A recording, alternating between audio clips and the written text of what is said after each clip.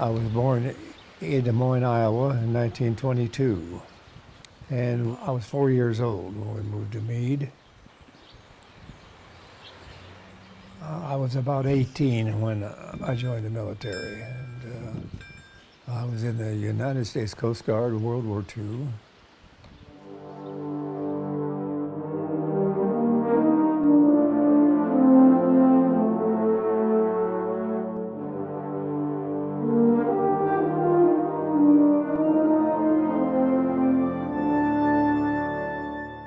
Well, they recruited me, is what it really was, I guess, and they had come around with information to all the graduates, and it just looked like an interesting service to me.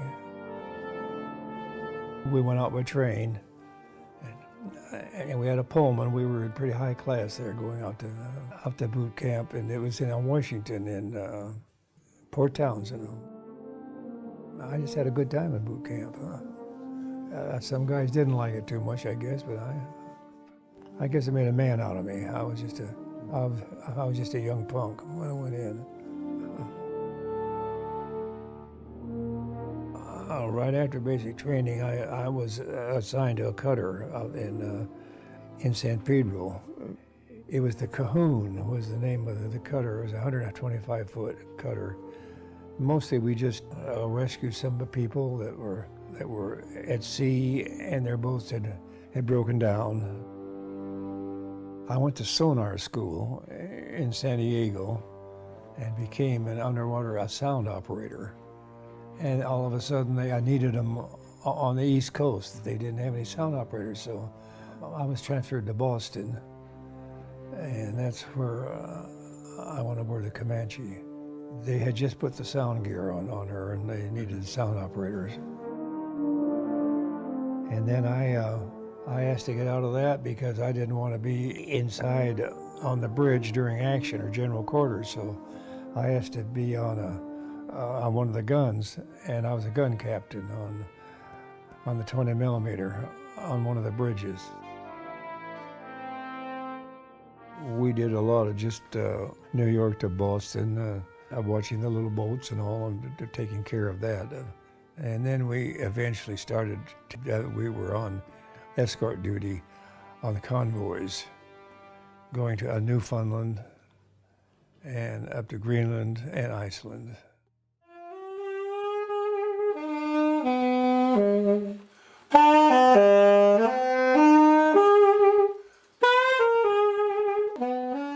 One of my good friends on the ship was of Charles David. We had a love of music, and I had a sax on board, and I had my office, so I'd take my sax in there, and I would get all by myself, and I'd play. And the armory was right across from us, and he was in there, and he used to hear it, and he'd come and knock and come in, and he just loved the music, so that was our big thing. And we got to be real good friends because of our love of music.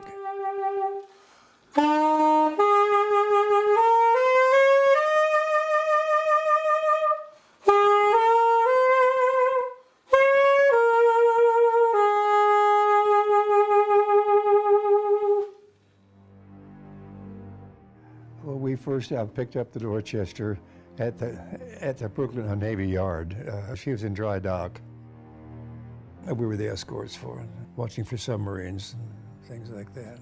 You had to sweep back and forth when you're on escort duty. You had to get out and come back and go out and sweep the ocean to check for submarines. That was the main thing. We took off and went out, and I remember the seas were real bad. They were real heavy. We had 6 to 8 foot waves, and we were having a time just to keep up with the convoy. But it was probably one of the worst convoys that we had because of the weather was so bad. Eternal Father, Lord of hosts, watch o'er the men who guard our coast. Protect them from the raging sea.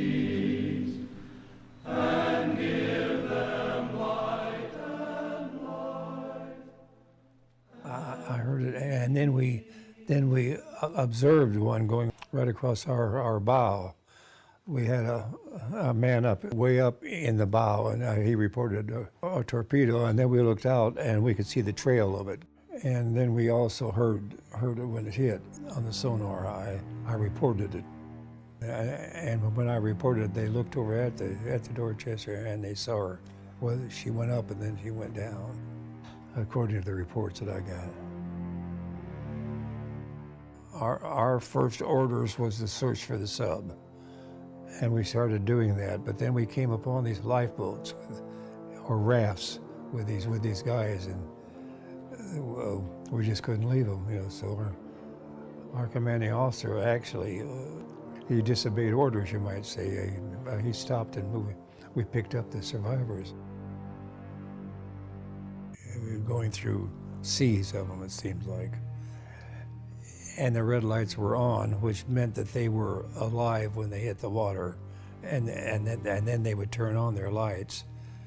And we sailed through, I don't know how many, 100 men at least.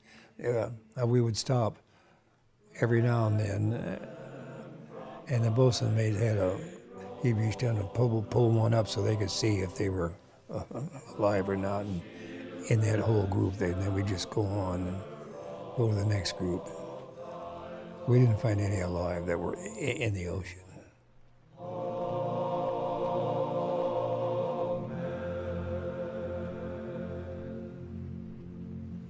It was just a shock, is what it was, to see that many men dead. But the only ones that we found alive were in lifeboats. We stopped, and we had men that would go down into the boats to help them up. I happened to be one of them, but we'd go down, and we had to actually literally lift them up to get them up. We had thrown over a cargo net over the side of our ship. And that was an interesting thing, because we found that net at sea, I guess the day before. It was a cargo net off of a fishing boat. And it was just laying out there in the sea, so we had brought that aboard, and we threw that over the side. So that's how we were able to save the ones that we did. But as we went through the sea and looked down, that was the most interesting thing, was to see these boats, and a lot of them were just dead. There's no doubt about it.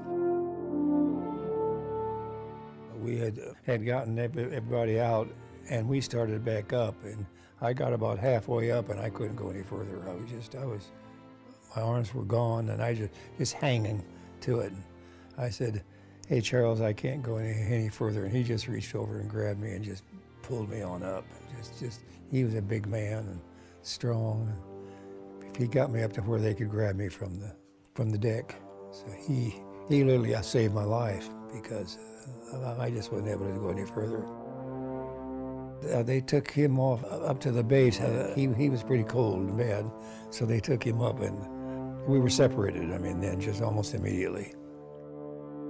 It was the next day or two after that we were asking about what had happened, and our commanding officer called the hospital on the radio, and they told us then what had happened, that he had passed away just not long before that. So he'd been alive overnight, I guess, at least, and then passed on with pneumonia.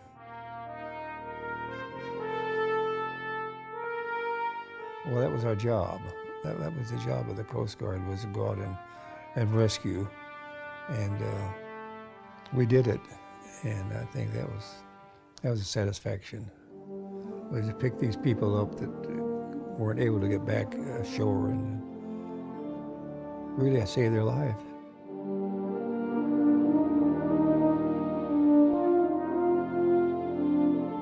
Well, they came out with a directive for the ones who had all the years of service, that you could get out in this certain time. So when that came up, I went ahead and put in my application to be a discharged, and I was discharged in 1944 then.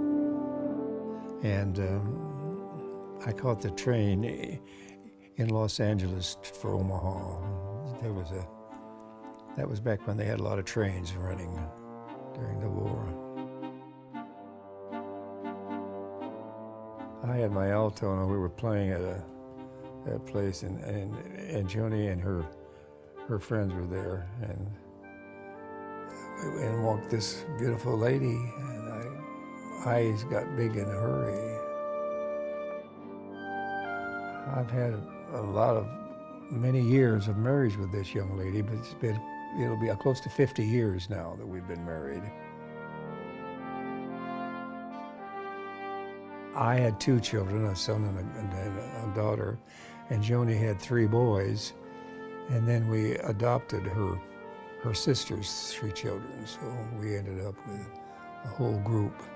Now we have a bunch of children and grandchildren.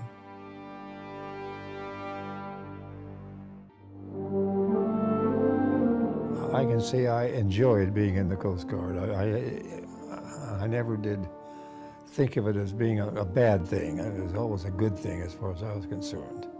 And I met so many wonderful fellows. And I met fellows in the Army and the Navy and the Marines. We were pretty close at times when we were out together at sea. But I enjoyed my service time. I really did.